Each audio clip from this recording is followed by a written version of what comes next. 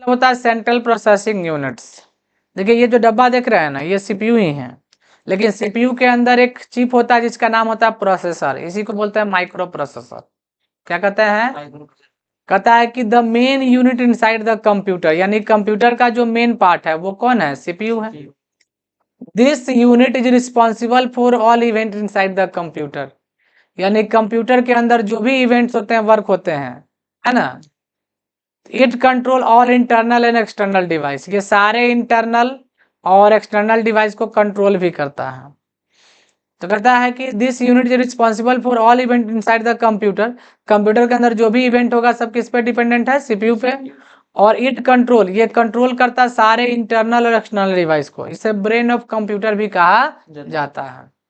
अब जैसे इस प्रोसेसर की बात करते हैं तो अलग अलग समय में अलग अलग, जैसे हम लोग जब पढ़ रहे थे तो पेंटियम 3 मार्केट में था, पेंटियम 4 अभी भी किसी के पास हो सकता है ये प्रोसेसर वाला system. Dual core, core i3, i5, i7 और कहता है कि पेंटियम 3 है, पेंटियम 4 है, core 2, dual core, core i3, i5 और i7 और i9, ये सब जो है प्रोसेसर का नाम है। और इसमें भी अलग अलग जनरेशन आ गया है, थोड़ा सा डेवलप होता है तो क्या होता है? जनरेशन चेंज होता है।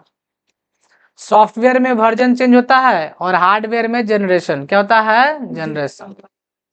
आपसे कोई पूछे कि इंटरनल कंपोनेंट्स क्या है इसके अंदर, जैसे ये जो प्रोसेसर है इसके अंदर क्या क्या पार्ट्स है, तो और भी पार्ट्स होते हैं लेकिन कुछ पार्ट यहाँ डिफाइन किया, जैसे बोर्ड, मेन बोर्ड होता है जिसको मदरबोर्ड कहते हैं।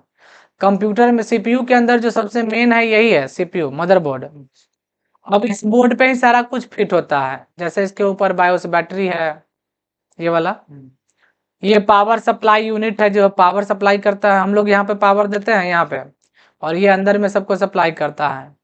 नेटवर्क कार्ड हो गया, कूलिंग फैन हो गया, मेमोरी स्लॉट हो गया, और भी चीज रहते हैं, तो इसको हम लोग इंटरनल कंपोनेंट्स कहते हैं। सीपीयू के अंदर क्या है?